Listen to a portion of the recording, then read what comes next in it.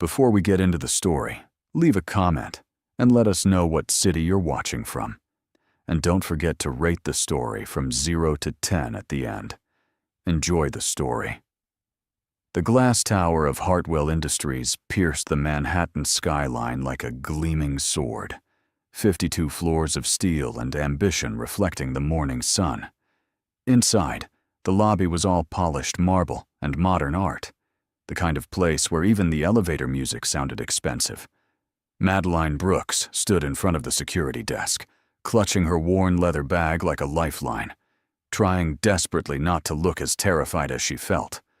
Her first day as a tech intern, her very first corporate job. And she was already 10 minutes late because she'd gotten lost between the third and fourth revolving doors. Who needs 4 revolving doors, she thought, forcing a smile at the security guard.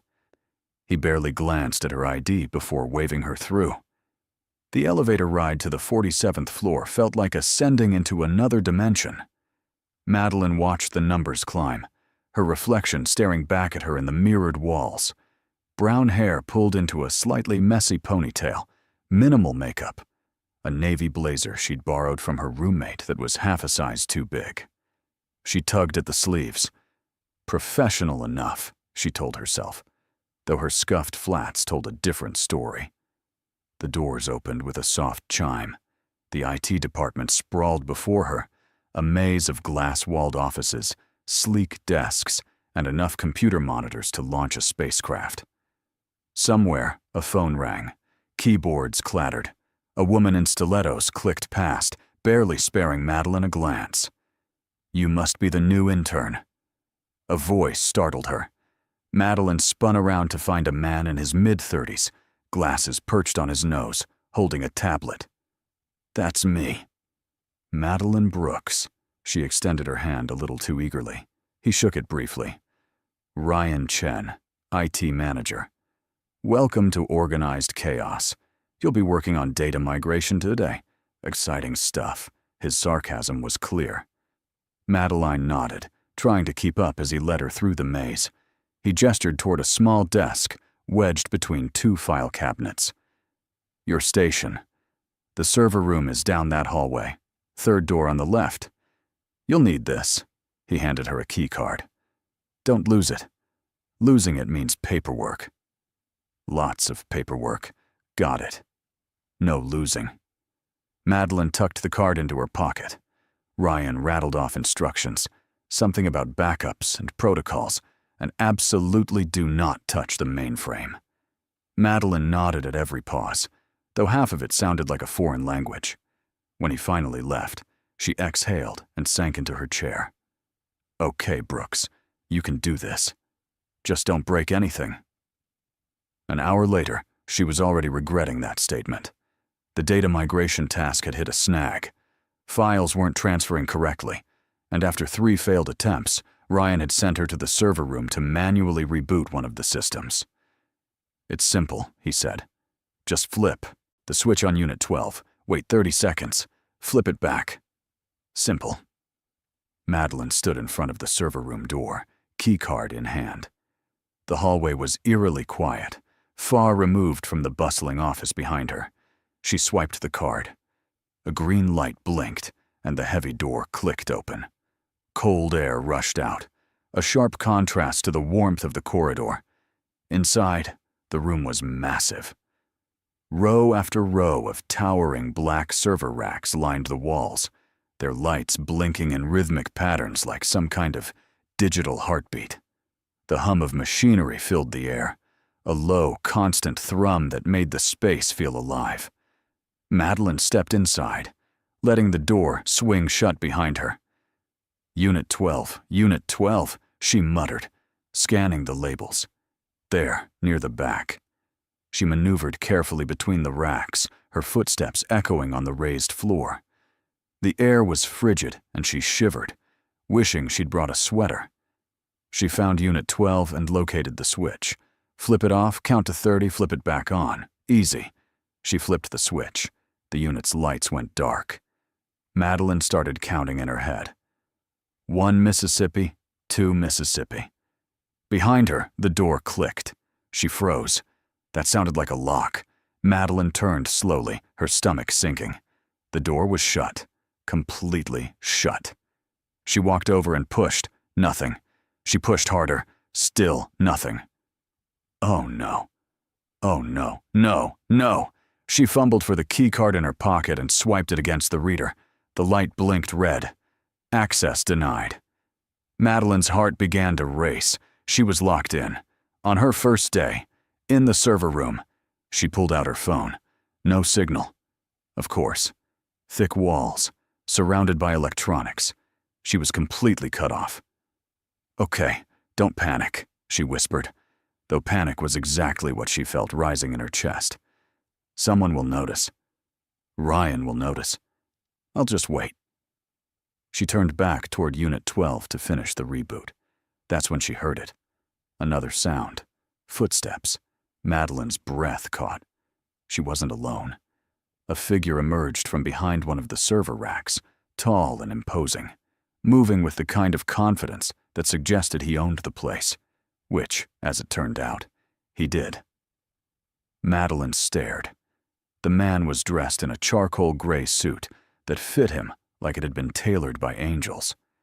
Dark hair, sharp jawline, and eyes the color of steel. He looked like he'd walked straight out of a business magazine cover. And he didn't look happy. "Who are you?" His voice was low, controlled, but edged with irritation. Madeline stammered, her brain short-circuiting. I'm Madeline, the intern. I was just rebooting Unit 12. I didn't know anyone else was in here." The man's eyes narrowed. "And now we're both locked in." Madeline blinked. "What?" He gestured toward the door. "Security override. I was running diagnostics. The system locked down automatically. It won't open for another 30 minutes. Madeline's stomach dropped. 30 minutes? He stepped closer, and she caught the faint scent of expensive cologne. Yes, 30 minutes. Alone. In here. With me. And that, Madeline realized with a sinking sense of doom, was when the air conditioning unit above them gave a loud, mechanical groan and stopped completely. The silence that followed the death of the air conditioning was deafening. For a moment, neither of them moved. Then the man exhaled sharply, running a hand through his dark hair. Perfect. Just perfect. Madeline swallowed hard, her mind racing. Who is this guy? He clearly wasn't IT. The suit alone probably cost more than her entire semester's tuition, and the way he carried himself, like the world bent to accommodate him, not the other way around. "I'm sorry," she said quickly. "I didn't mean to. I was just doing what Ryan told me to do." The man turned to her, his steel gray eyes unreadable. "Ryan Chen?" Madeline nodded. "He asked me to reboot Unit 12. I'm new. Today's my first day. I didn't know there was a lockdown protocol or that anyone else would be in here, or that the AC would die and—" She was rambling. She knew she was rambling, but her nerves had taken over her mouth. "Stop!" His voice cut through her spiral. Madeline clamped her mouth shut. He studied her for a moment, then sighed. "What's your full name?" "Madeline Brooks. And you?" "Do I need to know your name, or are we doing the mysterious locked room stranger thing?" A flicker of something, amusement maybe, crossed his face. It vanished almost instantly. "Ethan Hartwell." Madeline froze. Hartwell. As in Hartwell Industries. As in the CEO. The billionaire CEO whose face she'd seen on the cover of Forbes last month. "Oh my God." Her voice came out as a squeak. You're the CIO." Ethan's expression remained unreadable. "That's correct." Madeline felt her face flush with heat. And not just from the rapidly warming room. "I locked myself in a server room with my boss's boss's boss." "Technically," Ethan said, his tone dry. "You locked us both in." Madeline wanted the floor to open up and swallow her whole. "I am so sorry. This is the worst first day ever. I'll probably be fired before lunch." "You won't be fired." Ethan pulled off his suit jacket, draping it over one of the server racks. But we do need to figure out how to survive the next 30 minutes without passing out from heat. Already the temperature was climbing. The server room, designed to be kept cold, was quickly turning into a sauna. Madeline could feel a bead of sweat forming at her temple. She tugged at the collar of her blazer. Is there any way to override the lock? Manually? Ethan shook his head. Not from the inside. The system is designed for security. Once it locks, it stays locked until the timer runs out or someone overrides it from the main terminal. And no one knows we're in here? Madeline's voice pitched higher. Ethan's jaw tightened. I told my assistant I'd be unreachable for an hour. And you? I'm an intern. No one's checking on me.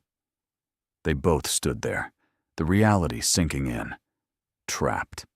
Together. In a room that was quickly becoming unbearably hot. Ethan glanced up at the dead AC unit, then back at Madeline. How heat-tolerant are you? Not very, Madeline admitted. I once fainted at a summer concert. He raised an eyebrow. Wonderful. Madeline bristled. Well, I didn't exactly plan to be locked in a server room with a broken AC on my first day. She paused. No offense. None taken. Ethan loosened his tie, pulling it off entirely. The gesture was so casual, yet somehow intimate in the confined space. Madeline looked away, her cheeks warming for an entirely different reason now. Okay, she said, trying to focus. Let's think logically. We have 30 minutes. The room is heating up. What do we do? Ethan glanced around. We stay calm. We stay hydrated if we had water, which we don't. And we wait. Madeline bit her lip. She was already starting to feel the heat pressing in on her. Her blazer clung to her back, damp with sweat. Without thinking, she shrugged it off, tossing it onto a nearby rack. Her simple white blouse underneath was already starting to stick to her skin. Better? Ethan asked. A little? She fanned herself with her hand. This is insane. I've been here for 2 hours, and I'm already trapped in a life-threatening situation with the CEO. Ethan's lips twitched. It's hardly life-threatening. Just uncomfortable. Madeline shot him a look. Easy for you to say. You probably have a personal assistant who carries a portable fan. I don't. Madeline blinked. Really? Ethan leaned against one of the server racks, arms crossed. I'm not as spoiled as you think. I started in IT, actually. Worked my way up. Madeline stared. The billionaire CEO started in IT. Why does that feel like a plot twist?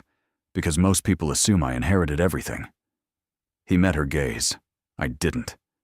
There was something in his tone, a quiet intensity that made Madeline pause. She'd assumed he was just another entitled executive, born into wealth and power. But maybe there was more to Ethan Hartwell than the headlines suggested. The room grew hotter. Madeline could feel sweat trickling down her back now. She pulled her ponytail tighter, trying to get the hair off her neck.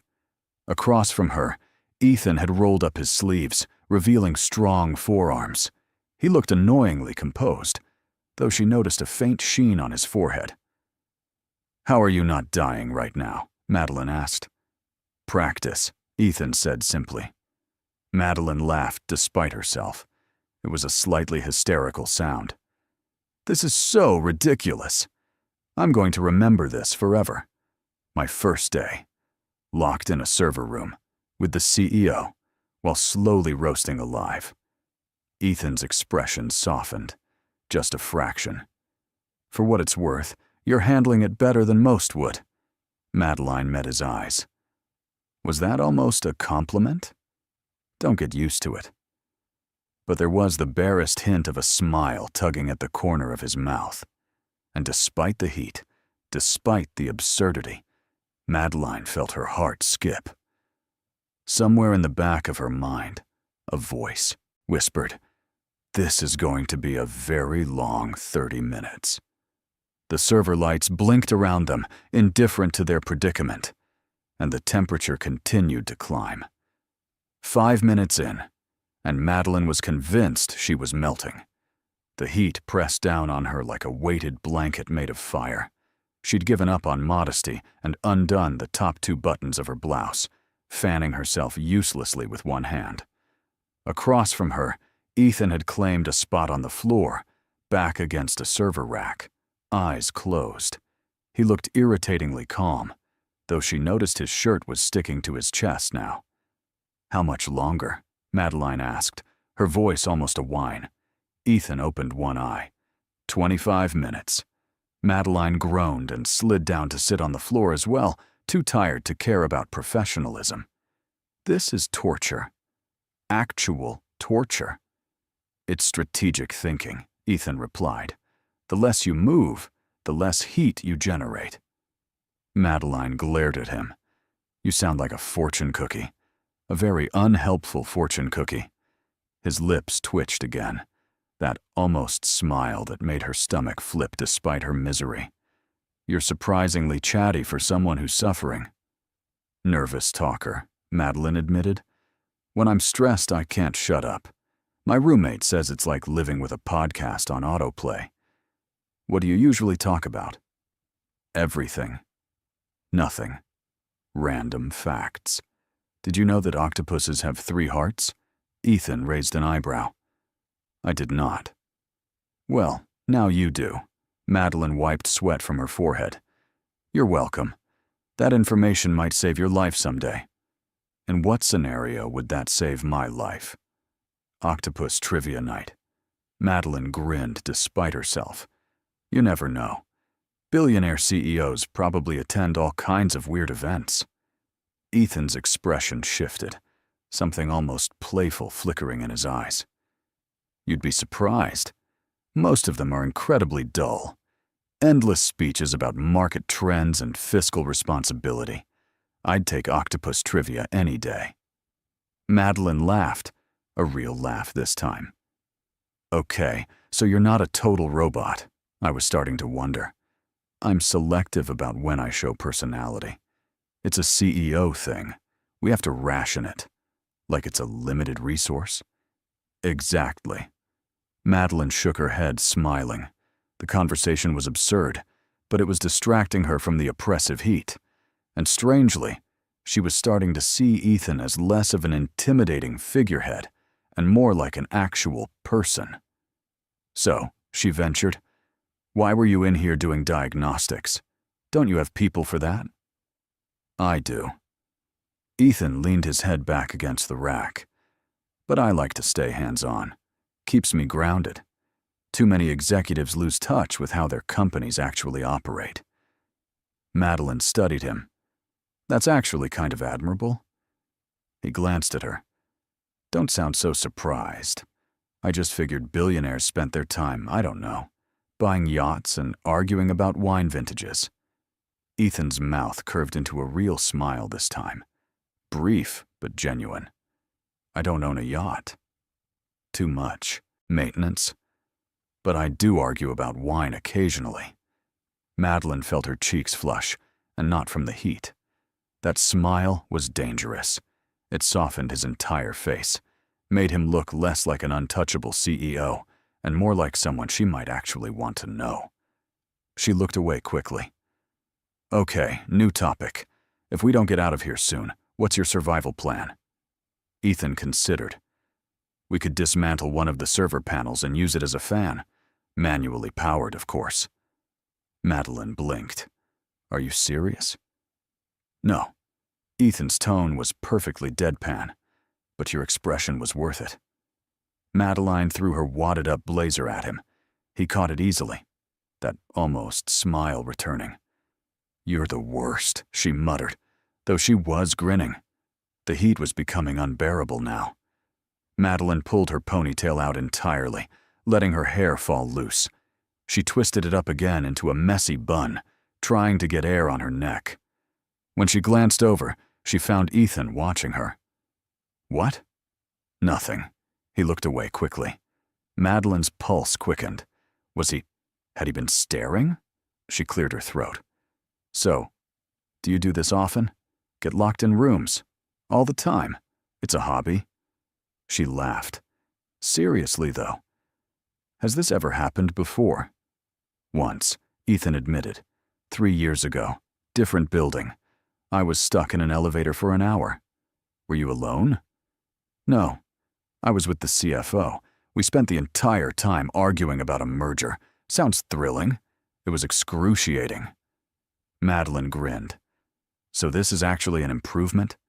Ethan met her eyes, and something in his gaze made her breath catch, significantly. The air between them felt charged, heavy with more than just heat. Madeline's heart was pounding now, and she wasn't sure if it was the temperature or the way he was looking at her.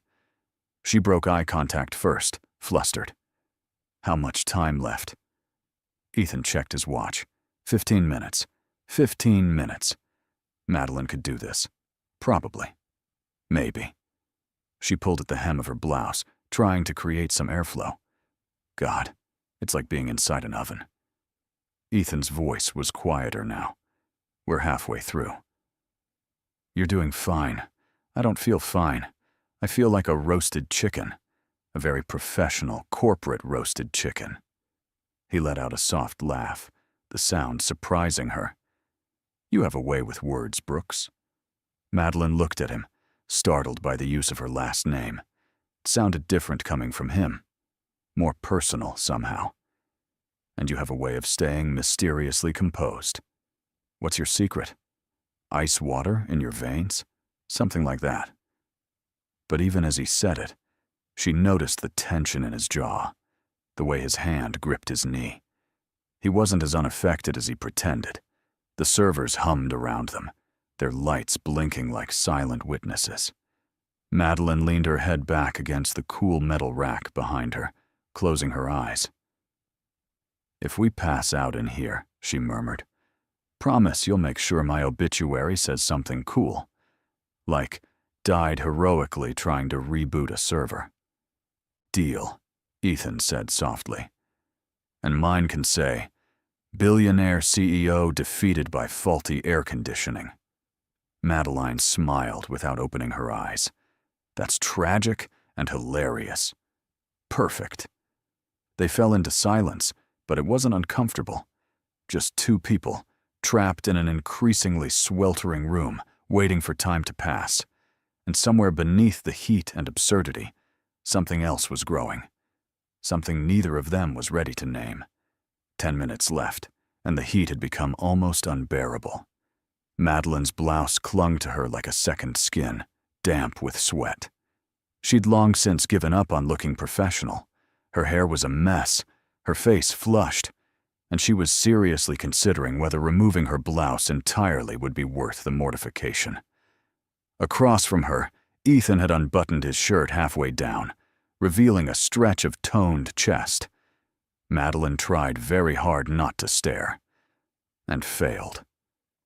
This is insane, she muttered, pulling at her collar. I'm going to die. You're not going to die. Ethan's voice was steady, but she noticed he was breathing a little heavier now. We're almost through this. Easy for you to say. You look like you could survive a desert. Ethan's eyes flicked to her, lingering for just a moment. You're holding up better than you think, Madeline laughed weakly. Liar. She shifted positions, trying to find a cooler spot on the floor. There wasn't one. The metal beneath her was warm now, radiating heat like everything else in the room. I can't believe this is happening. First day. First disaster. Ethan leaned forward slightly, resting his forearms on his knees. For what it's worth, most people wouldn't have stayed this calm. Calm? Madeline gestured at herself. I'm a sweaty mess who's been babbling about octopuses. That's calm? Ethan's lips curved. Comparatively. Madeline shook her head, but she couldn't help smiling. You're strange, you know that. I've been called worse. She was about to respond when a wave of dizziness hit her. She blinked hard, gripping the server rack beside her. Whoa. Brooks? Ethan's voice sharpened. You okay? I'm fine. She swallowed. Dizzy. A little. Ethan was on his feet instantly, crossing the small space between them. He crouched down in front of her, his face close enough that she could see the concern in his eyes. Look at me. Madeline met his gaze. Her vision swam slightly. I'm okay. Really. You're dehydrated. Ethan's jaw tightened. Damn it. This is taking too long. He glanced at his watch. 7 minutes. Madeline tried to smile. 7 minutes. I can last 7 minutes. Ethan didn't look convinced. He reached out, his hand brushing her forehead. His touch was cool compared to her overheated skin. You're burning up. So are you, Madeline pointed out, though her voice came out weaker than she intended. Ethan's hand moved to her wrist, checking her pulse. The gesture was clinical, but the way his fingers lingered felt anything but. Stay with me, Brooks. Don't pass out. I'm not going to pass out. Probably. Ethan's expression hardened. That's not reassuring. Madeline laughed, a shaky sound. Sorry. I'll try to be more convincing. He was still crouched in front of her, close enough that she could feel the heat radiating off him. Their eyes met, and for a moment, everything else faded. The heat, the discomfort, the absurdity of the situation. All that existed was the space between them, charged and electric. Ethan's voice dropped lower. You're tougher than you look. Madeline's heart was racing now, and it had nothing to do with the heat. And you're less robotic than I thought. His gaze dropped to her mouth for the briefest second, before snapping back up. Dangerous observation, Brooks. Madeline swallowed hard. Why? Because now I know you're paying attention. Her breath hitched. The room felt impossibly small now. She could see the rise and fall of his chest, the way his jaw tensed. She should pull away. Say something sarcastic to break the tension. But she didn't. Ethan, she whispered. Don't. His voice was rough. Don't what? Don't look at me like that. Like what? Madeline's pulse was thundering in her ears now. Like you're thinking something you shouldn't be thinking. Ethan's eyes darkened. And what if I am? She couldn't breathe, couldn't think. The heat, the proximity, the way he was looking at her like she was the only thing in the world that mattered. Then, she whispered, we're both in trouble. Ethan's hand was still on her wrist, his thumb brushing against her pulse point. She wondered if he could feel how fast her heart was beating.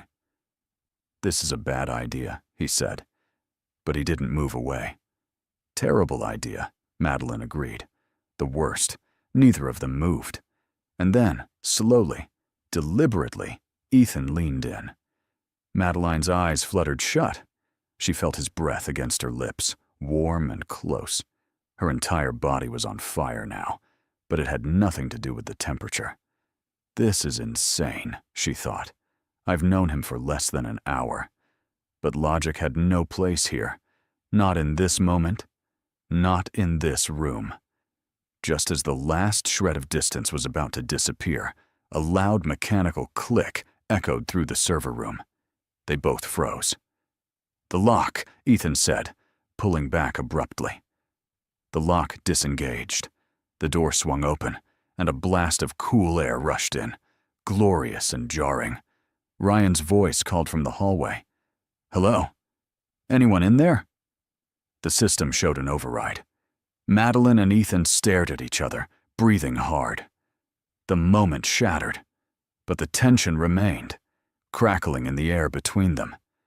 Ethan stood, straightening his shirt.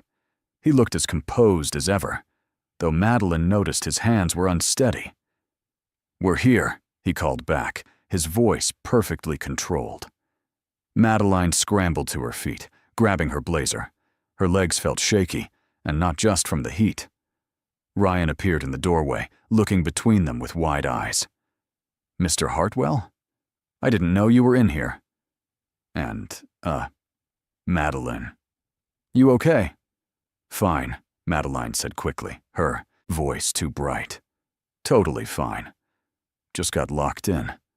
Ethan grabbed his jacket and tie, brushing past Ryan. Let's debrief in my office. I want a full report on the security override malfunction. And he was gone. Just like that. Madeline stood there, still trying to catch her breath, her lips tingling from a kiss that never happened. Ryan frowned. You sure you're okay? You look kind of flushed. It's just the heat, Madeline lied. Just the heat. But as she followed Ryan out of the server room, she knew it was anything but. For the rest of the day, Madeline felt like she was moving through fog. She sat at her small desk, staring blankly at lines of code on her screen, but her mind was 1,000 miles away. Or rather, just a few floors up in the CEO's office. What the hell just happened? She touched her lips absently, remembering how close Ethan had been. Close enough to kiss. Close enough that she'd felt the heat of his breath, the intensity in his eyes. And then nothing. The door opened. The moment vanished. Madeline groaned softly, dropping her head into her hands. Brooks, you need to get a grip. He's the CEO. A billionaire. You're an intern who got locked in a room on her first day. This isn't a romance novel. Madeline? She jerked upright. Ryan stood beside her desk, holding a tablet. You okay? You've been staring at that screen for 20 minutes without moving. Yeah, sorry. Just processing. Long morning. Ryan smirked. I heard. Locked in the server room with Hartwell himself. That's one way to make an impression. Madeline forced a laugh. Not exactly how I planned my first day. Ryan's expression grew more serious. For what it's worth, you're lucky. Hartwell's not usually so forgiving. Most people who cause problems on day one don't last till day two. I didn't cause the problem, Madeline protested. The system locked down automatically. I know. Ryan shrugged. But he could have made it your fault if he wanted to. He didn't. That means something. Madeline frowned. What does it mean? Ryan just gave her a knowing look and walked away. Madeline sat back in her chair, chewing her lip. What did it mean? The rest of the afternoon crawled by. Madeline finished her tasks on autopilot, hyper-aware of every sound, every movement. Part of her expected Ethan to appear, to say something about what happened. Or almost happened. But he didn't. By 5 o'clock, the office was emptying out. Madeline packed up her things, slinging her bag over her shoulder. She was halfway to the elevator when her phone buzzed. A message from an unknown number. My office. Now. Her heart stopped. She knew exactly who it was. Madeline stared at the screen, her pulse racing. She could ignore it, pretend she didn't see it. Go home and try to forget this entire ridiculous day. But even as the thought crossed her mind, her feet were already moving toward the elevator. The ride to the 52nd floor felt endless. When the doors opened, she stepped into a reception area that screamed power and wealth. Sleek furniture, abstract art, floor-to-ceiling windows overlooking the city. A woman at the desk glanced up. You must be Madeline. Mr. Hartwell is expecting you. Madeline nodded mutely and followed the assistant's gesture toward a pair of imposing double doors. She knocked. Come in. Ethan's voice. Madeline pushed the door open. The office was massive. A walnut desk dominated the space. Bookshelves lined one wall, and the windows offered a breathtaking view of Manhattan at dusk. Ethan stood by the window, hands in his pockets, his back to her. Close the door. Madeline did, her heart hammering. She stayed near the entrance, unsure whether to sit or stand or run. Ethan turned to face her. He looked as composed as ever, but there was something different in his eyes, something intense. Are you okay? He asked. From earlier. The heat? Madeline blinked. That was not what she'd expected. I'm fine. Good. Ethan's jaw tightened. You shouldn't have gotten dizzy like that. If something had happened. But it didn't. Madeline took a step closer. We got out. It's fine. It's not fine. His voice was sharp now. You could have passed out, or worse, and it would have been my fault. Madeline frowned. How is a malfunctioning AC unit your fault? Because I should have checked the system before running diagnostics. I should have anticipated the lock override. I should have— Ethan! She cut him off. It wasn't your fault. Accidents happen. He stared at her, and for a moment the mask slipped. She saw frustration, guilt, something deeper. And then it was gone, replaced by his usual cool composure. Why did you come up here? Madeline asked quietly. You texted me to. No. Ethan crossed his arms. Why did you come? You could have ignored it. Madeline met his gaze. I don't know. The air between them grew heavy. Outside, the city lights twinkled like stars. What almost happened in that server room, Ethan said slowly. That can't happen. Madeline's chest tightened. I know. You're an intern. I'm the CEO. It's inappropriate.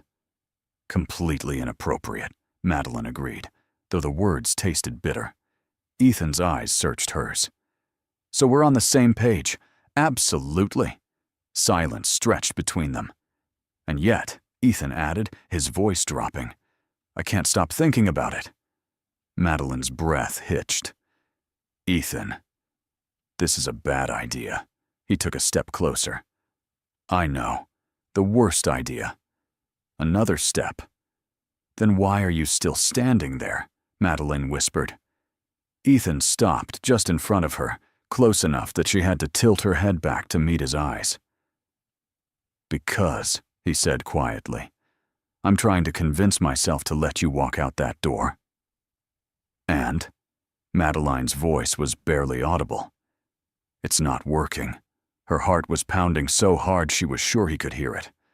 This time, there was no lock to interrupt them, no door swinging open, no rush of cool air. Just the two of them, the city lights, and a decision that would change everything. Ethan reached out, his hand cupping her cheek. His thumb brushed against her skin, feather-light. Tell me to stop. Madeline's eyes fluttered shut. She knew she should. She knew this was reckless, dangerous, possibly career-ending. But when she opened her eyes again, all she could see was him. I can't. And then he kissed her. It wasn't gentle. It was fierce, consuming, months of restraint compressed into a single moment. Madeline's hands fisted in his shirt, pulling him closer. His arms wrapped around her waist, lifting her slightly as he deepened the kiss. The world outside disappeared. The office, the company, the rules, none of it mattered. When they finally broke apart, both breathing hard, Ethan rested his forehead against hers. This is insane. Completely insane, Madeline agreed. He pulled back just enough to meet her eyes. No one can know. I know. His hand was still on her waist, warm and solid. This stays between us. Understood. Ethan's lips curved into the faintest smile. You're taking this surprisingly well, Brooks. Madeline grinned. I've had a weird day. This is just the cherry on top. He laughed softly, and the sound made her heart skip. Outside the window, the city glittered, and inside, a secret began. The next morning, Madeline walked into the office like she was entering a minefield. Every step felt loaded. Every glance from a coworker felt suspicious. Did they know? Could they tell? She touched her lips reflexively, remembering. Ethan's kiss. The way he'd held her. The quiet intensity in his voice when he'd said, "No one can know." Stop it, she told herself firmly. Act normal. You're just an intern. Nothing happened. Except everything had happened. Ryan waved at her from across the room. Madeline. Conference room in 10. Team meeting. Great, Madeline muttered under her breath. Just what she needed.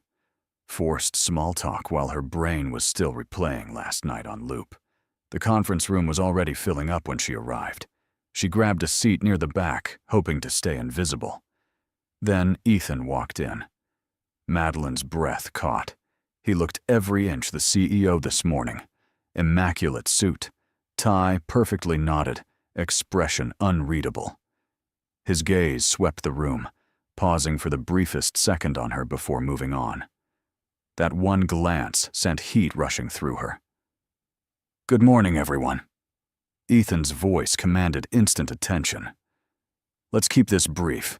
I want an update on the server migration project." Madeline tried to focus on the presentation, but her attention kept drifting. Ethan stood at the head of the table, arms crossed, listening intently to Ryan's report. He looked completely unbothered. Meanwhile, Madeline felt like her heart was trying to escape her chest. How was he so calm? As if he hadn't kissed her senseless less than 12 hours ago. Brooks. Madeline's head snapped up. Ethan was looking directly at her. "You worked on the Unit 12 reboot yesterday. Any issues I should know about? Besides, getting locked in a server room with you and nearly passing out from heat." "Oh, and then kissing you in your office?" "No, sir." Madeline's voice was steady. "A miracle." The reboot went smoothly once the system unlocked. Ethan nodded. "Good. Keep up the solid work." And then his attention moved on. Madeline exhaled slowly. Across the table, a coworker named Jenna leaned over and whispered, "Wow, Hartwell almost smiled at you." "That's rare." Madeline forced a casual shrug. Beginner's luck. When the meeting ended, everyone filed out. Madeline hung back, pretending to check her notes. She sensed movement beside her. Ethan's voice was low, meant only for her. "My office. 1 hour." Then he was gone. Madeline sat there, pulse racing. This was dangerous, reckless, and yet she knew she'd be there. An hour later, Madeline stood outside Ethan's office, palms sweating. She knocked softly. "Come in." She stepped inside. Ethan was at his desk, reviewing documents. He didn't look up immediately. "Close the door." "Lock it." Madeline's heart skipped. She did as he asked. When she turned back around, Ethan was standing, his gaze locked on hers.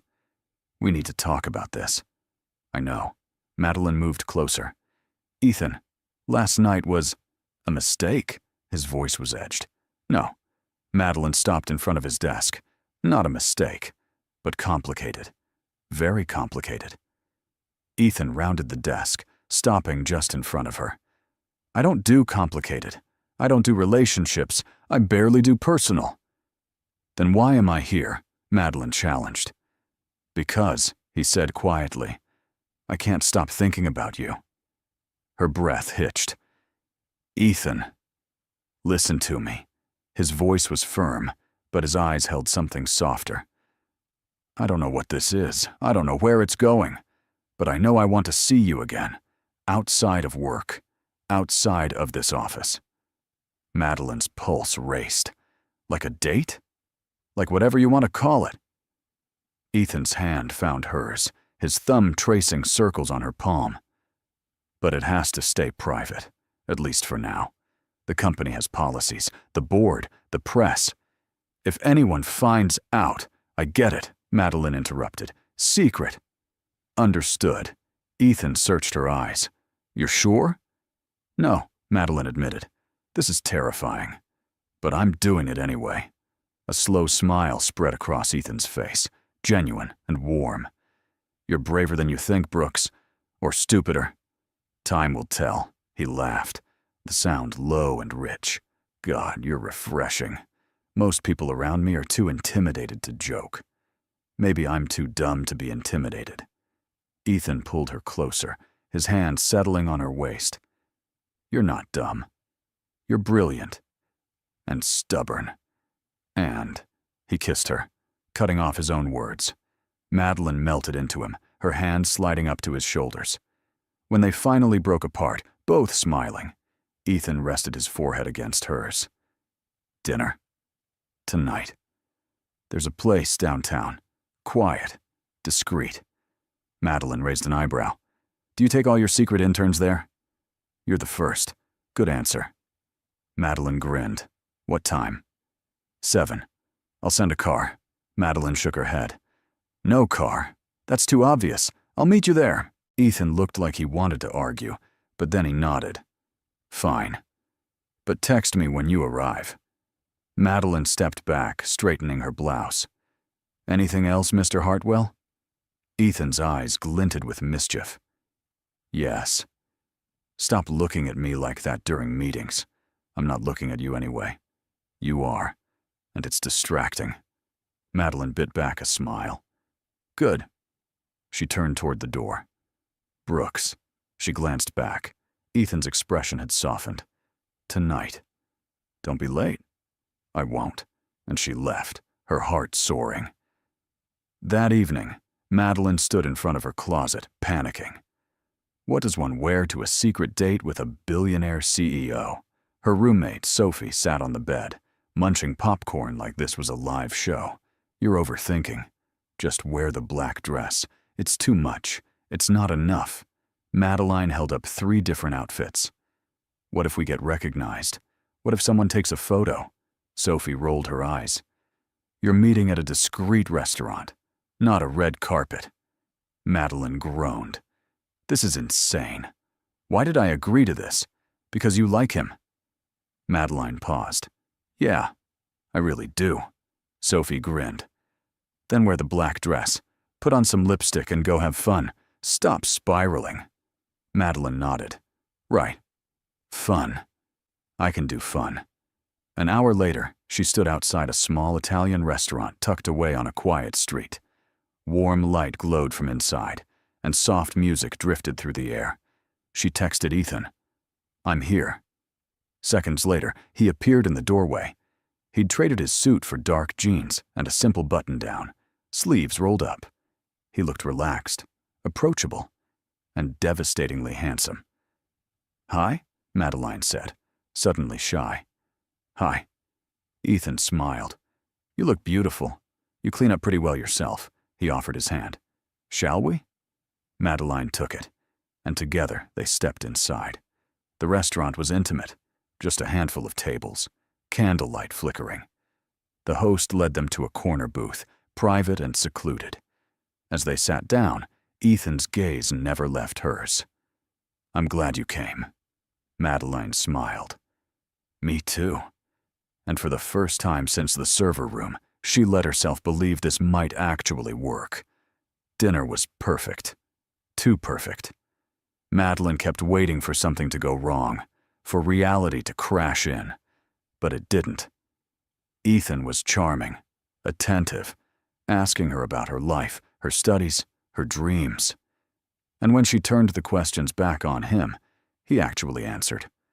Not the rehearsed CEO answers she'd expect, but real, honest responses. I never wanted this, Ethan admitted, swirling his wine. The company. The pressure. When my father died, I was 25. I inherited everything overnight. Madeline set down her fork. That must have been terrifying. It was. Ethan's gaze grew distant. Everyone expected me to fail. Board members, competitors, even some of my own staff. So I worked twice as hard, proved them wrong. And now? Now I'm trapped, he said with a wry smile. The very thing I built to prove myself has become a cage. Madeline reached across the table, her hand covering his. You could walk away. Ethan looked at their joined hands, his thumb brushing her knuckles. And do what? I don't know. Anything. Travel, teach, start a tiny bakery in Vermont. He laughed. A bakery? You don't strike me as the sourdough type.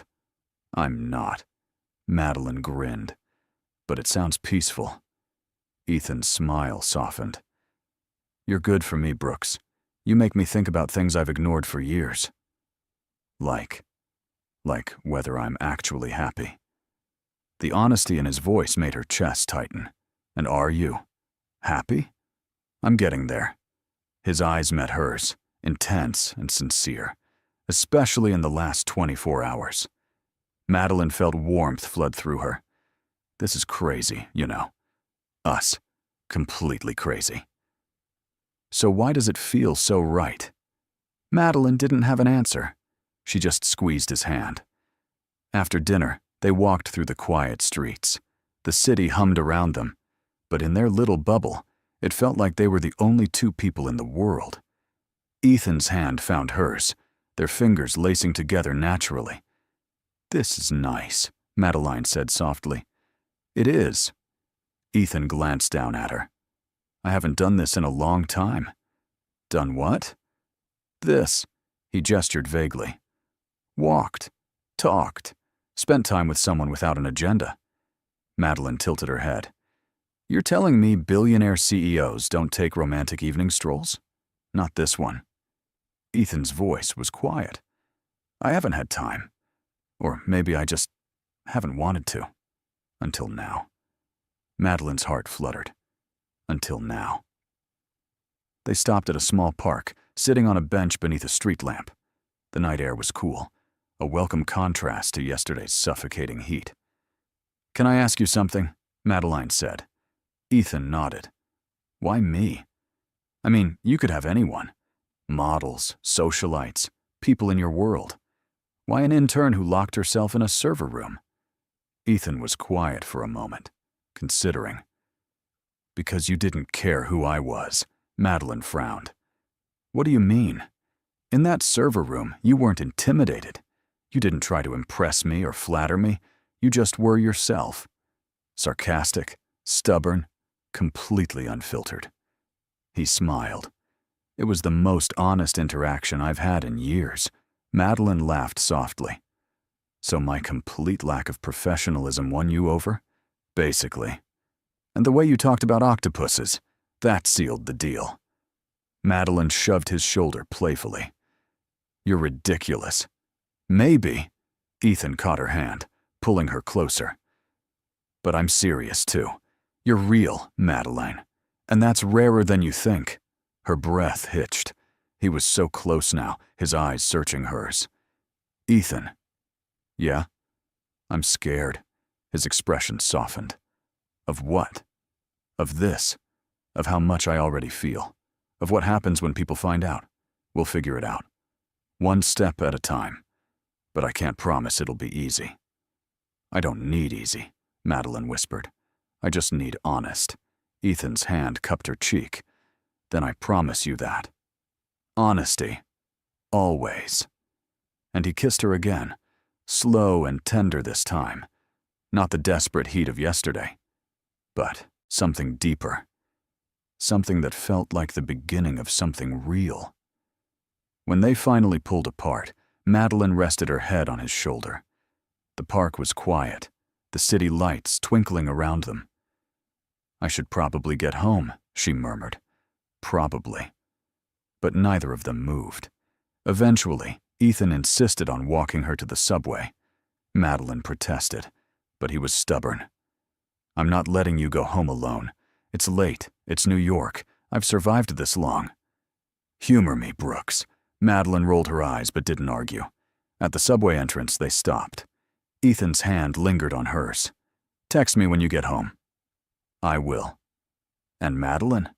She looked up at him. Tonight was perfect. Madeline smiled. Yeah, it really was. She turned to go, but he pulled her back, stealing one more quick kiss. "Now you can go." Madeline laughed, her cheeks flushed, and disappeared down the stairs. On the subway ride home, she couldn't stop smiling. Her phone buzzed. A text from Ethan. "Already miss you." Madeline bit her lip, typing back. "You saw me 30 seconds ago.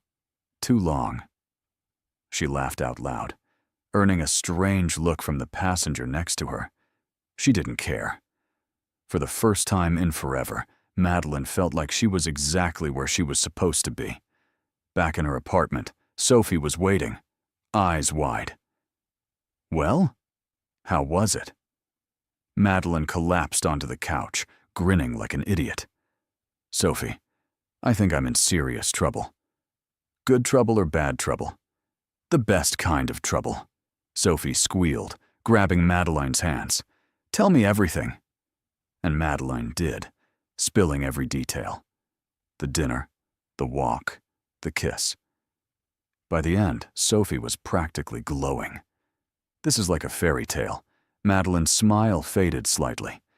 Except fairy tales don't have corporate policies and board members. Sophie waved a hand. Details.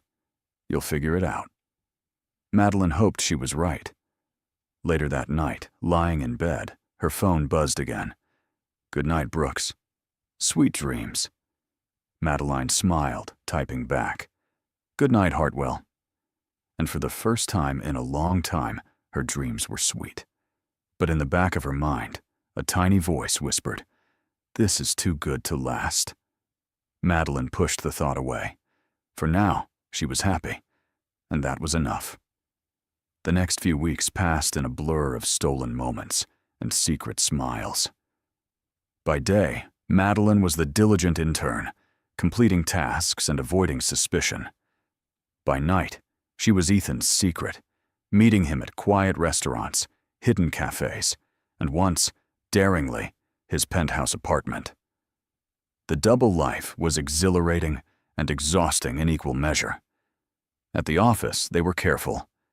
Too careful. Ethan barely acknowledged her in meetings. Madeline never lingered in his office. But sometimes, when no one was looking, their eyes would meet across a crowded room, and the spark between them was unmistakable. Jenna noticed first.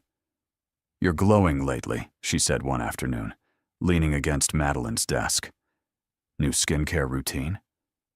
Madeline laughed it off. "Just getting more sleep." Jenna raised an eyebrow, but didn't push. Still, Madeline felt the weight of the lie. It was getting harder to keep the secret, especially from Sophie, who kept asking why Madeline was suddenly so busy every evening. Then came the company gala, an annual event, black tie, all employees invited. Madeline had planned to skip it, but Ethan texted her privately. "You're going. It's not optional." Madeline frowned at her phone. "Why?" "Because I want to see you in a dress that isn't borrowed from your roommate." Rude. True? Madeline sighed. "Fine. But we can't be seen together." "I know. But I'll be watching." That sent a shiver down her spine. The night of the gala, Madeline stood in front of her mirror, hardly recognizing herself. Sophie had lent her a floor-length emerald dress that hugged her curves. Her hair was styled in soft waves, and for once, she'd splurged on professional makeup. "You look like a movie star," Sophie breathed. Madeline turned, nervous. "It's not too much." "It's perfect." Sophie grinned. "Mystery Billionaire is going to lose his mind." Madeline smiled, but her stomach churned with nerves. The gala was being held at a historic hotel, the ballroom dripping with chandeliers and gold accents. Madeline walked in, clutching her small purse like a lifeline. The room was packed, music flowing, champagne circulating. She spotted Ethan almost immediately. He stood near the bar, surrounded by board members, looking impossibly handsome in a tailored tuxedo. As if sensing her, he glanced up. Their eyes locked across the room. For a moment, everything else faded. Ethan's gaze traveled over her, slow and deliberate, and when his eyes met hers again, the heat in them was unmistakable. Madeline's breath caught. Then someone stepped into her line of sight, breaking the spell. Ryan appeared, grinning. "Brooks, you came, and you look amazing." "Thanks." Madeline accepted a glass of champagne from a passing server.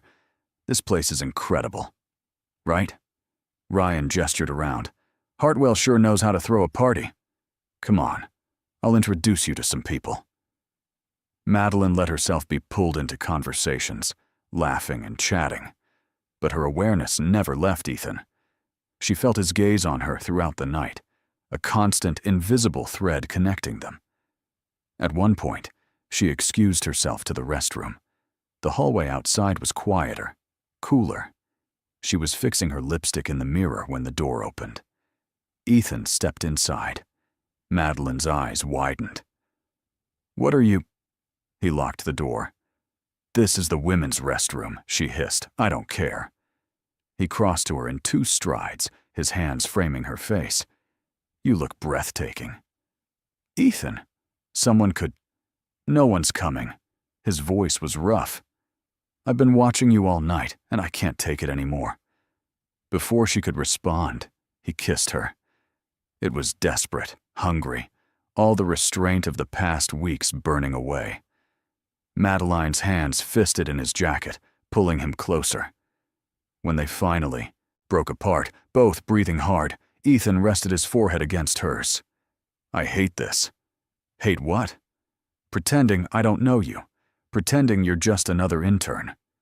Madeline's chest tightened. "I know. But we agreed. I know what we agreed." Ethan's jaw clenched. "But it's killing me." Madeline touched his face gently. "Just a little longer. Once my internship ends, we can figure something out. Go public, maybe."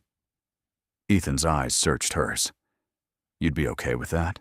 The scrutiny? The press?" "I don't know," Madeline admitted. "But I know I don't want to keep hiding. Not forever." Ethan kissed her again, softer this time. "Then we'll figure it out. Together." A knock on the door made them both freeze. "Occupied!"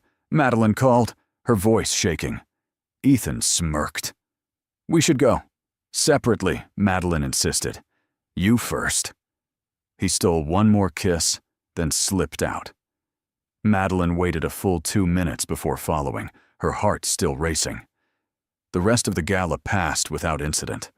Madeline danced with Ryan and a few other co-workers, laughed at jokes, and played the part of the happy intern.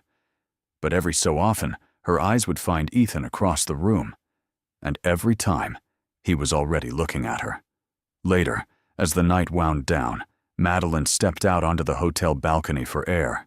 The city stretched out below, glittering and alive. She heard footsteps behind her. Ethan joined her at the railing, careful to keep a respectful distance. "Enjoying the view?" Madeline smiled. "It's beautiful." He glanced at her. "Yes, it is." Madeline's cheeks flushed. "We're in public." "So?" "No one's paying attention." Ethan's voice was quiet. "And even if they were, I don't care anymore." Madeline's heart skipped. "Ethan, I mean it." His gaze was intense. "I'm tired of hiding. Tired of pretending. After tonight, I want to tell people." "Tell them what?" "That you're mine." Madeline's breath caught. The weight of his words settled over her, thrilling and terrifying. And what if the board objects? What if the press goes crazy? Then we'll handle it. Ethan's hand found hers, their fingers lacing together. Together. Madeline looked up at him, the city lights reflected in his eyes. She should be scared. She should hesitate. But instead, she smiled. "Okay. Okay?" Ethan's expression softened. "Okay, let's do it." He pulled her into his arms, and for the first time, they didn't hide. They stood there, holding each other on the balcony, the world spread out below. Inside, someone gasped. Madeline heard the murmur of voices, the sharp click of a camera phone. Her stomach dropped. "Ethan." "I know. He didn't let go. Let them see." And just like that, the secret was out. The fallout was immediate. By morning, Madeline's phone was flooded with messages. Sophie had sent approximately 30 texts, each more frantic than the last. "Did you kiss the CEO at the gala? Maddie, you're on gossip sites. Call me right now." Ryan had texted a simple, "Holy shit, Brooks." Jenna sent a string of shocked emojis. And then there were the emails. From HR, from Ethan's assistant, from people Madeline didn't even know. Madeline sat on her couch, staring at her phone in numb disbelief. "What have I done?" Sophie burst through the door, still in her pajamas. "Explain." "Now." Madeline buried her face in her hands. "It just happened. We didn't plan it. You're dating Ethan Hartwell, the billionaire CEO. And you didn't tell me?" "I couldn't." It was a secret. Well, it's not a secret anymore. Sophie shoved her phone in Madeline's face. Look. Madeline's stomach dropped. There, on a gossip site's homepage, was a photo. Her and Ethan on the balcony, his arms around her face tilted up toward his. The headline screamed, "Billionaire CEO's mystery woman revealed. Intern sweeps Hartwell off his feet." Oh, God. Madeline felt sick. Sophie sat down beside her. Okay. Deep breaths. What are you going to do? I don't know. Madeline's voice was shaking. I have to go into work today. Face everyone. Face him. Her phone buzzed. A text from Ethan. Don't read the articles. Come to my office when you arrive. We'll handle this. Madeline showed Sophie the message. Sophie nodded. Okay, that's good. He's got your back. But what if I lose my job? What if this ruins everything? Then you'll figure it out. Sophie squeezed her hand. But running away won't help. Face it head on. Madeline took a shaky breath. Okay. Okay, head on. The office was a war zone. The moment Madeline stepped off the elevator, heads turned. Whispers erupted. She kept her chin up, walking toward her desk like nothing was wrong, even though her heart was hammering. Ryan intercepted her. Conference room. Now. Hartwell wants everyone in there. Madeline nodded mutely. The conference room was packed. Every employee from their floor crammed inside, murmuring anxiously. Madeline found a spot near the back, trying to disappear. Then Ethan walked in. The room fell silent. He stood at the head of the table, expression unreadable. Good morning. His voice was calm, authoritative. I'm sure you've all seen the headlines by now. Nervous laughter rippled through the room. I want to address this directly, Ethan continued. Yes, I'm in a relationship with Madeline Brooks. Yes, she's an intern. And yes, I'm aware of how this looks. Madeline's face burned. Everyone's eyes were on her now. However, Ethan's voice sharpened. This relationship began after her hiring. There was no impropriety, no favoritism. Madeline earned her position here based on merit, and she'll continue to be evaluated on her work, nothing else.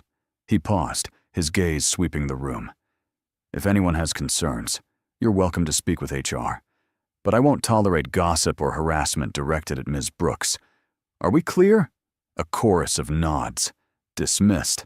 Everyone filed out slowly, still whispering. Madeline stayed frozen in her seat. Ethan waited until the room emptied, then closed the door. Are you okay? Madeline looked up at him. I don't know. That was a lot. I'm sorry. Ethan sat down beside her. I didn't mean for it to explode like this. Madeline shook her head. It's not your fault. We knew this could happen. Ethan's hand found hers. I meant what I said. You earned your place here.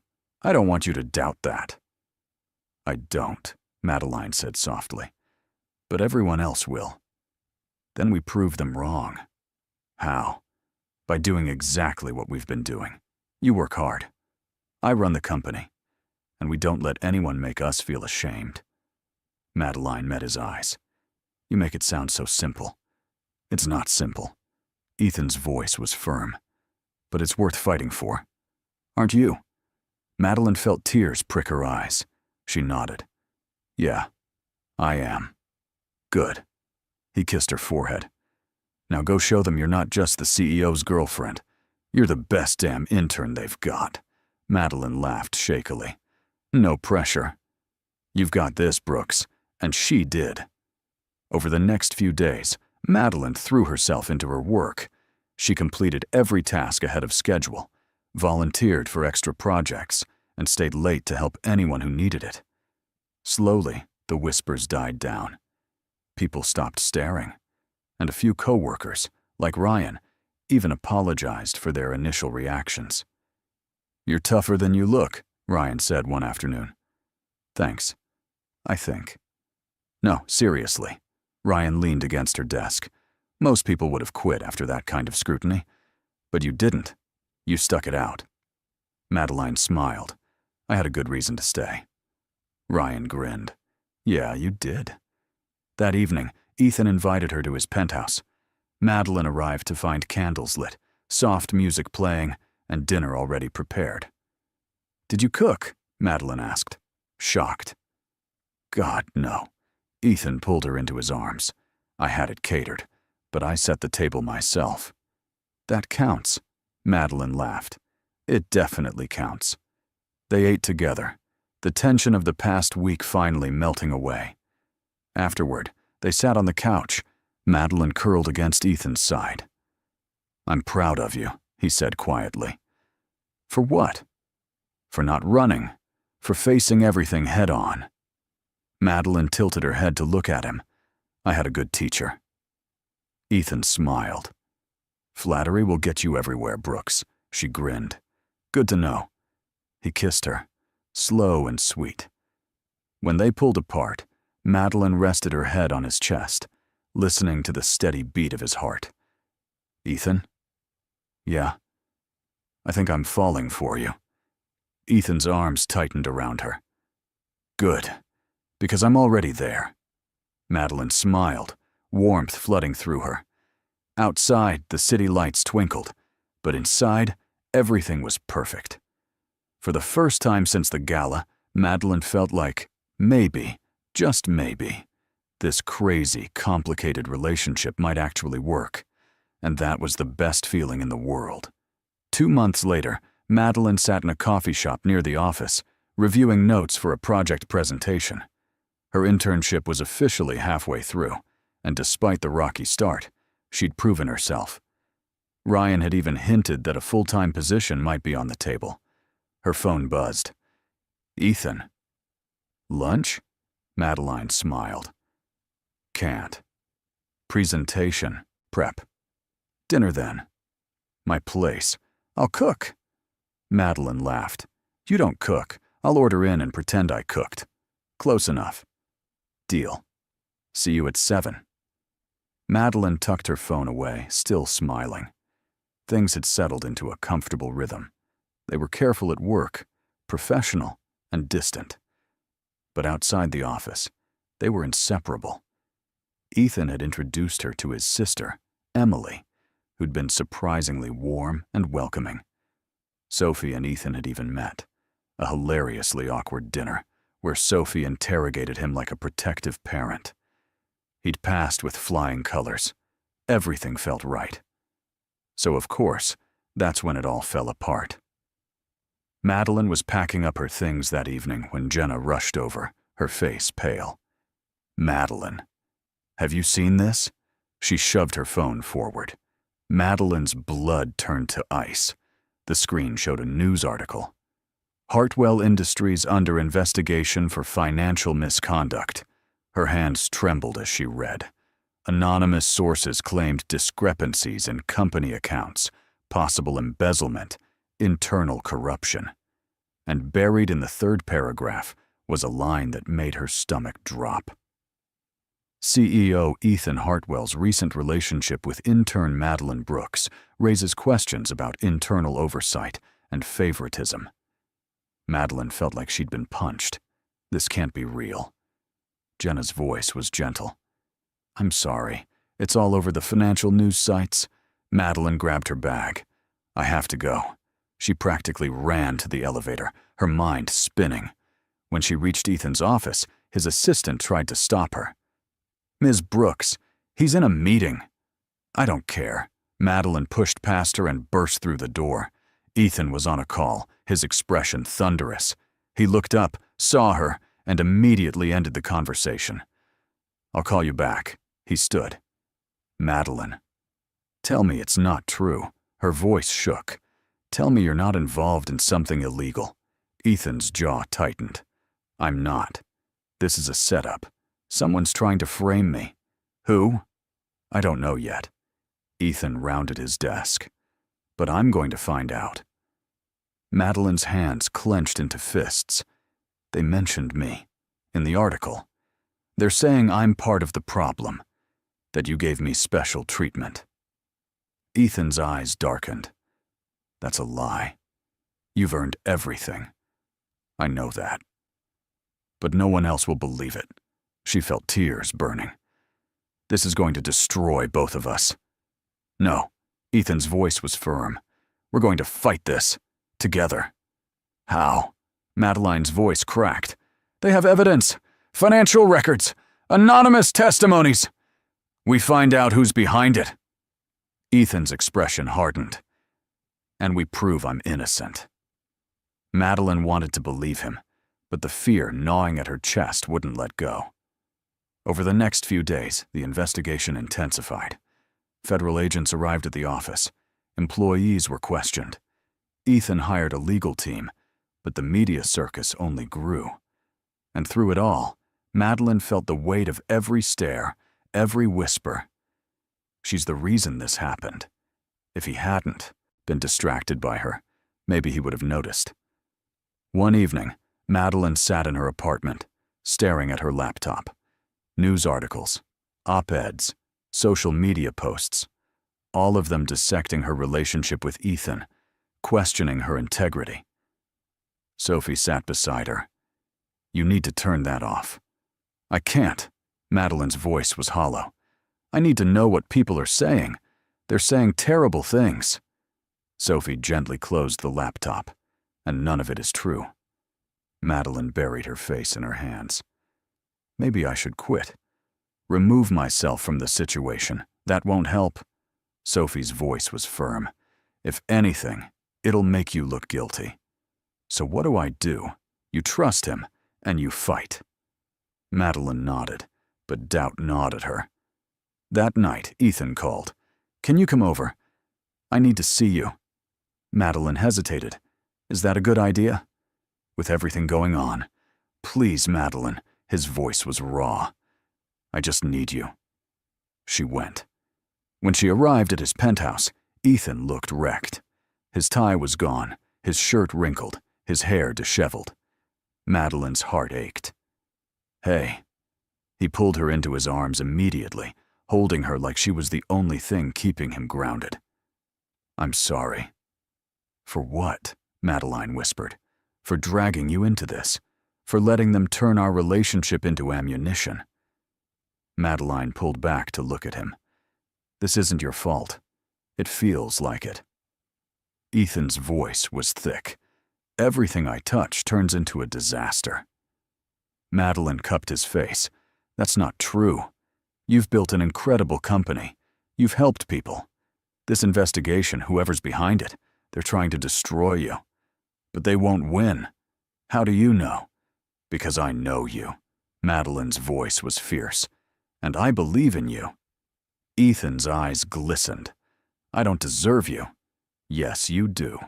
She kissed him, pouring every ounce of reassurance she had into it.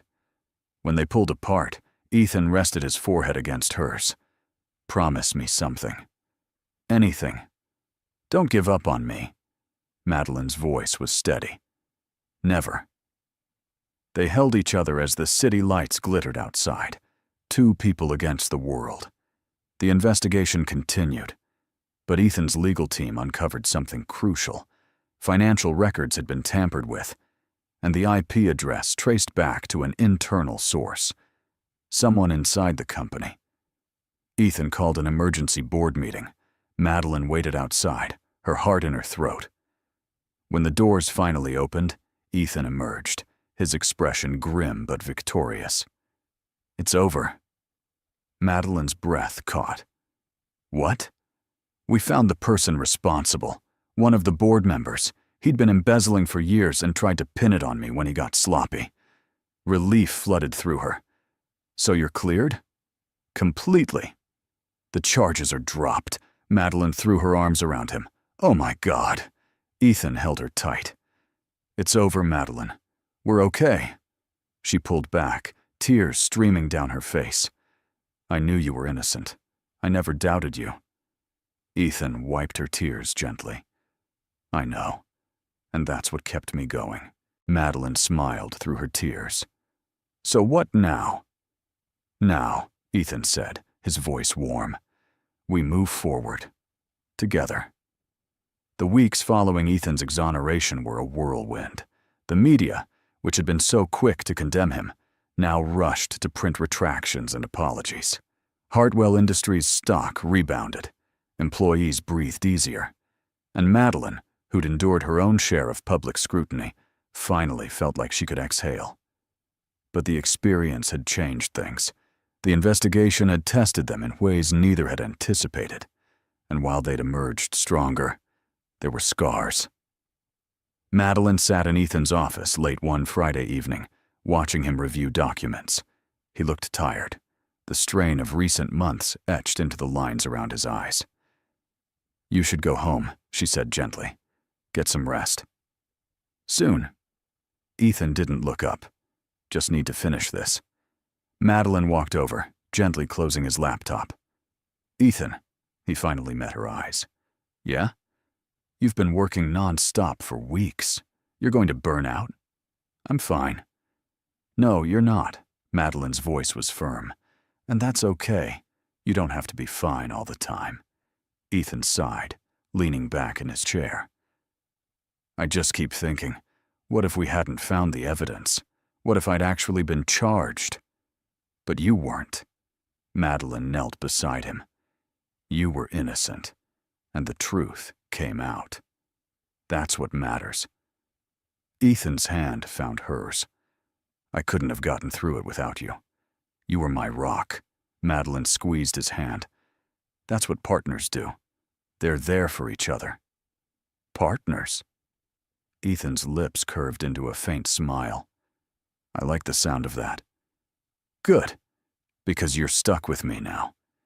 He pulled her up into his lap, his arms wrapping around her waist. "I can think of worse fates."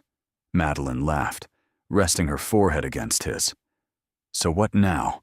What do you mean?" "I mean, we've been through hell and back. The secret's out. The investigation's over. Where do we go from here?" Ethan's gaze grew serious. "Wherever you want, as long as it's together." Madeline's heart swelled. "You're really good at saying the right thing, you know that?" "I try." He kissed her softly. "And I mean it. I want a future with you, Madeline. A real one, not just stolen moments and secret dinners. I want everything." Madeline's eyes glistened. "I want that too. Then let's do it." Ethan's voice was steady. "Move in with me." Madeline blinked. "What?" "Move in with me. My place is huge. You practically live there already anyway. And I want to wake up next to you every morning." Madeline's mind raced. "That's a big step, I know." Ethan's hands framed her face. "But we've already been through the hardest part. Everything else is just details." Madeline bit her lip, a smile tugging at the corners. "You're insane. Completely insane." And yes," Madeline grinned. "Yes, I'll move in with you." Ethan's face lit up, and he kissed her deeply. When they finally pulled apart, Madeline was breathless. "This is really happening." "It is. And I couldn't be happier." Madeline laughed. "Sophie's gonna freak out." "Let her." Ethan smiled. "We'll invite her over for dinner." "Make it official." Madeline shook her head, still grinning. "You've thought this through, haven't you?" "I've been thinking about it for weeks." Her heart melted. "God, I love you." Ethan's expression softened. "Say that again." "I love you." Madeline's voice was clear, unwavering. "I love you, Ethan Hartwell." He kissed her again, slower this time. "I love you too, Madeline Brooks. More than I ever thought possible." They stayed like that for a long moment, wrapped in each other, the city lights glowing outside the window. The move happened quickly. Madeline packed up her tiny apartment, said a tearful goodbye to Sophie, and officially moved into Ethan's penthouse. It felt surreal, like stepping into a different life. But it also felt right. Sophie visited the first weekend, eyes wide as she took in the space. "Okay, I'm officially jealous. This place is insane." Madeline laughed. "It's a lot, right? It's like a hotel, but fancier. And your boyfriend owns it." Sophie flopped onto the couch.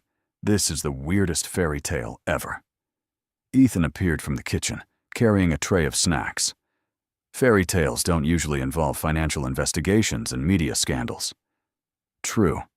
Sophie grinned. But they do have happy endings. And it looks like you two are getting yours. Madeline smiled, glancing at Ethan. Yeah, I think we are. The three of them spent the evening laughing, eating, and swapping stories. And for the first time in months, everything felt normal. Later that night, after Sophie left, Madeline and Ethan stood on the balcony, looking out over the city. I can't believe this is my life now, Madeline said softly. Good disbelief or bad disbelief? Good. Madeline leaned into him. Definitely good. Ethan kissed the top of her head. Good. Because I plan on keeping you around for a very long time. Madeline smiled. How long are we talking? Forever? Forever. Ethan's voice was quiet but certain. If you'll have me. Madeline turned to face him, her heart full. I will. And whatever comes next, we'll face it together. Together, Ethan agreed. They stood there, wrapped in each other's arms, the city stretching out below them. The past few months had been a whirlwind, a test of everything they were. But they'd come through it stronger. And now, standing on the edge of a new beginning, Madeline felt something she hadn't felt in a long time. Hope. Pure, unshakable hope. Ethan's hand found hers, their fingers lacing together. No more secrets, no more hiding. Just us. Just us, Madeline echoed. And it was perfect. 6 months later, Madeline stood in front of the mirror, adjusting the collar of her blazer. Today was the day. Her internship at Hartwell Industries was officially over, and she was being offered a full-time position as a junior analyst. It was everything she'd worked for. Ryan had pulled her aside yesterday, grinning.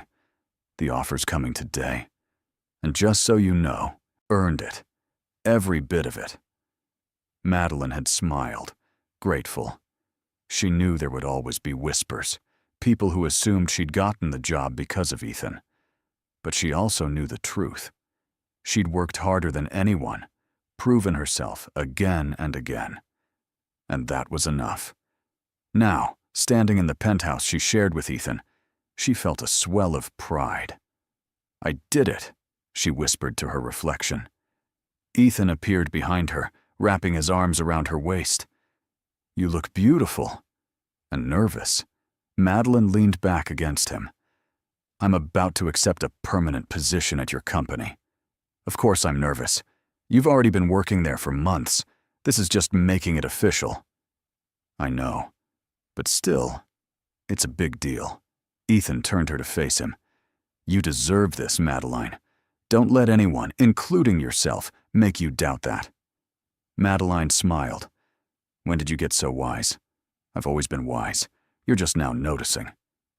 She laughed, swatting his chest. Humble, too. Ethan grinned. It's one of my many charms. Madeline kissed him quickly. Okay, I have to go. Wish me luck. You don't need luck. Ethan's voice was warm. But good luck anyway. Madeline grabbed her bag and headed out, her heart racing with excitement. At the office, the morning passed in a blur. Meetings, emails, project updates. And then, finally, Ryan called her into the conference room. Madeline Brooks. Ryan gestured to a chair. Have a seat. Madeline sat, trying to stay calm. Ryan slid a folder across the table. This is your official offer. Full-time junior analyst position, competitive salary, benefits, the whole package. Madeline opened the folder, scanning the documents. Her hands trembled slightly. This is incredible. You earned it. Ryan's voice was sincere. You've been one of the best interns we've ever had. Hardworking, smart, resilient. We'd be idiots not to keep you. Madeline felt tears prick her eyes. Thank you. That means a lot. So? Ryan leaned back, smiling. Do we have a deal? Madeline didn't hesitate. Yes. Absolutely. Yes. Ryan extended his hand. "Welcome to the team, Brooks." Madeline shook it, grinning. After the meeting, she practically floated back to her desk. Jenna caught her in the hallway. "You look happy. Did you get the offer?" Madeline nodded.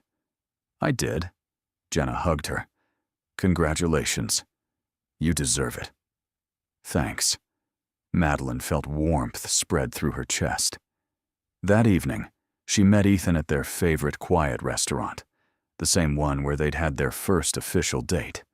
He was already waiting at their usual corner booth, a bottle of wine on the table. Madeline slid in across from him.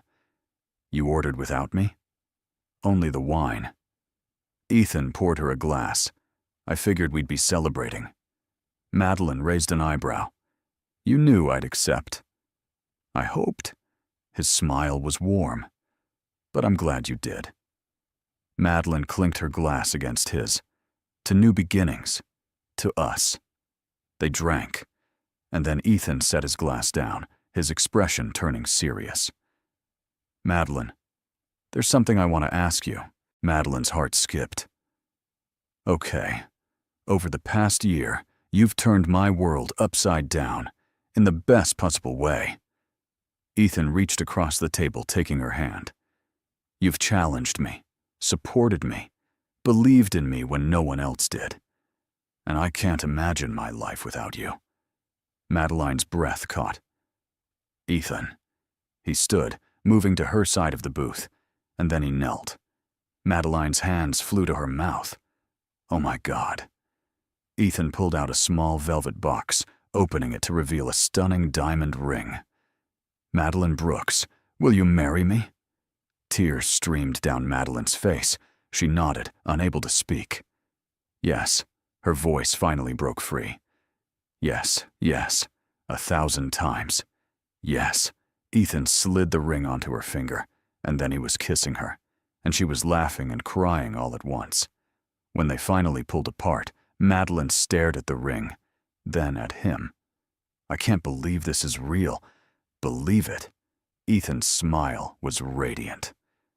"You're stuck with me now." "Good." Madeline kissed him again. "Because I don't want to be anywhere else." The restaurant staff had noticed. A few people clapped. Someone whistled. Madeline laughed, burying her face in Ethan's shoulder. "This is so embarrassing. This is perfect." Ethan pulled her close. "Just like you." They stayed there for a long time, holding each other, the world continuing around them. And for Madeline, everything finally made sense. The clumsy first day. The locked server room, the broken AC, the kiss that started it all. Every moment had led to this. Sophie screamed when Madeline called her. "You're engaged." Madeline laughed. "Yes." "Oh my God, I'm planning the bachelorette party right now. There will be cake, so much cake." Madeline grinned. "I love you, Soph. I love you too." Sophie's voice softened. "I'm so happy for you. You deserve this." "Thanks. And hey, you're my maid of honor, right?" "Obviously." Sophie's grin was audible. "I wouldn't let anyone else do it." That night, Madeline and Ethan lay in bed, her hand resting on his chest, the ring glinting in the moonlight. "Thank you," she whispered. "For what?" "For taking a chance on a clumsy intern." Ethan kissed her forehead. "Best decision I ever made." Madeline smiled. "Even when I locked us in that server room? Especially then." Madeline laughed softly, and as she drifted off to sleep, wrapped in Ethan's arms, she thought about how one ridiculous, sweltering afternoon had changed everything. She'd walked into that server room an uncertain intern, and she'd walked out with the love of her life. And now, a year later, she was about to marry him. Life, Madeline thought, had a funny way of working out. Outside, the city lights twinkled. Inside, two hearts beat as one. And somewhere, in the depths of Hartwell Industries, the server room hummed quietly, its air conditioning working perfectly. Unaware that it had once been the setting for the beginning of an extraordinary love story. The end. What did you think of their story? Share your thoughts in the comments. On a scale from 0 to 10, what's your rating? Subscribe to the channel and turn on notifications to follow all our stories, and check out more emotional stories by clicking on the end screen.